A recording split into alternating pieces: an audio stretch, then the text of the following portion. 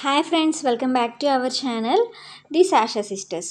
ఈరోజు మనం విజయవాడలో ఉన్న బాపు మ్యూజియంని ఎక్స్ప్లోర్ చేయడానికి వచ్చేసాము. సో విజయవాడలో లోకల్లో ఉండే వాళ్ళకైతే ఈ మ్యూజియం అనేది ఐడియా ఉండే ఉంటుంది. ఇఫ్ ఇన్ కేస్ మీరు కనుక నాన్ లోకల్ అయితే కనుక మీరు విజయవాడ వచ్చినప్పుడు ఖచ్చితంగా విజిట్ చేయాల్సిన ప్లేసెస్లో ఇదొకటండి. సో ఈరోజు ఈ మ్యూజియంలో ఏమేమి ఉంటాయి అండ్ అలాగే టైమింగ్స్ ఏంటి, టికెట్ ప్రైస్ ఎంత అని ఫుల్ డీటెయిల్స్ ఈ వీడియోలో మెన్షన్ చేయడం జరిగింది. సో తప్పకుండా వీడియోని ఎక్కడ స్కిప్ చేయకుండా చూడండి. సో ఈ మ్యూజియంని బాపు మ్యూజియం అని ఇప్పుడు పిలుస్తున్నారు, బట్ ఇంతకుముందు విక్టోరియా జూబ్లీ మ్యూజియం అని పిలిచేవారనమాట. ఇక్కడ టికెట్ ప్రైస్ వచ్చేసి 50 రూపీస్ ఎంట్రీ. అండ్ ఫొటోస్ కానీ వీడియోస్ కానీ అలాంటివి ఏమైనా తీసుకోవాలి అని అంటే ఎక్స్ట్రా 200 పే చేయాలి. ఈ మ్యూజియం బస్ స్టాండ్ నుంచి లేదంటే రైల్వే స్టేషన్ నుంచి రెండింటి నుంచి 4 కిలోమీటర్స్ డిస్టెన్స్లో అయితే ఉంటుందన్నమాట. మీరు బస్ స్టాండ్ నుంచి బయటకు వస్తే మీకు ఆటోస్, బందర్ రోడ్ ఆటోస్ ఏవైనా ఎక్కి బాపు మ్యూజియం అనగానే వాళ్ళు చెప్తారనమాట. అండ్ అలాగే సిటీ బస్సులో వెళ్ళాలనుకునే వాళ్ళైతే ప్లాట్ఫామ్ నెంబర్ 1 దగ్గర అయితే చాలా బస్సెస్ అవైలబుల్గా ఉంటాయి. అక్కడ మీరు వెళ్ళి ఒకసారి అడిగేసి ఎక్కచ్చు అనమాట. మోస్ట్ ఆఫ్ ది బస్సెస్ అయితే అటువైపే వెళ్తాయి. అండ్ ఇక్కడైతే ఇది వచ్చేసి ఒక ఆర్కియాలజికల్ మ్యూజియం అనమాట. ఇక్కడ స్కల్ప్చర్స్ కానీ, పెయింటింగ్స్ కానీ, ఆర్టిఫాక్ట్స్ కానీ ఇవన్నీ ఉంటాయి. అండ్ మోస్ట్లీ ఇక్కడున్న ఆర్టిఫాక్ట్స్ అన్నీ బుద్ధిజం అండ్ హిందూయిజంకి రిలేటెడ్గా ఉంటాయి అన్నమాట. సెకండ్ అండ్ థర్డ్ సెంచరీకి సంబంధించిన వస్తువులు కూడా ఇక్కడ చాలా ఉన్నాయి. అండ్ ఇక్కడ లేజర్ షో కూడా వేస్తారనమాట. బట్ అదేంటంటే ఎప్పుడైనా స్కూల్ కిడ్స్ కానీ, కాలేజ్ పిల్లలు కానీ వీళ్ళకి విజిటింగ్కి వచ్చినప్పుడు అప్పుడైతే వేస్తారనమాట. ఇక్కడైతే 2 బిల్డింగ్స్ అవి ఉంటాయి. మెయిన్ బిల్డింగ్ మీకు స్టార్టింగ్లో కనిపించుంటుంది. అది వచ్చేసి ఇండో యూరోపియన్ స్టైల్లో ఉంటుందన్నమాట. అండ్ ఈ మ్యూజియం వచ్చేసి 1887లో క్వీన్ విక్టోరియా స్వర్ణోత్సవాల్లో భాగంగా రూపొందించబడిందనమాట. సో 1887 జూన్ 27న అప్పటి కృష్ణా డిస్ట్రిక్ట్ కలెక్టర్ రాబర్ట్ సెవిల్ చే ఇది ఇనాగ్రేట్ చేయబడింది. అండ్ ఇక్కడ టైమింగ్స్ వచ్చేసి మార్నింగ్ 11 AM to 5 PM అనమాట. అండ్ ఎవ్రీ ఫ్రైడే మ్యూజియం అయితే క్లోజ్ ఉంటుంది. సో ఫ్రైడే వెళ్ళకండి, మిగిలిన ఏ డేస్ అయినా సరే మార్నింగ్ 11 నుంచి 5 వరకు మీకు అవైలబుల్గా ఉంటుందన్నమాట. అండ్ చాలామందికి తెలియని విషయం ఏంటంటే ఈ మ్యూజియంకి బాపు మ్యూజియం అని పేరు ఎందుకు పెట్టారు అని.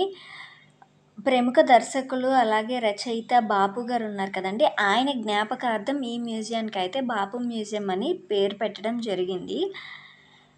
ఈ మ్యూజియంలో చాలా అంటే చాలా మంచి మంచి కలెక్షన్ అయితే ఉందన్నమాట. ఈ రోజుల్లో చాలామందికి అసలు ఇలాంటివి ఉంటాయని కూడా తెలీదు. సో చిన్నపిల్లలకి కానీ ఈవెన్ పెద్దవాళ్ళకి కూడా చాలా తెలియదు అనమాట. అందరూ వెళ్ళి ఒక్కసారైనా విజిట్ చేయాలి. అండ్ ఈ మ్యూజియం అయితే ఆల్మోస్ట్ ఒక 110 years వరకు మూతపడిపోయిందనమాట. బట్ 4 years బ్యాకే రీఓపెన్ చేసి అందరికీ అందుబాటులో ఉంచారు.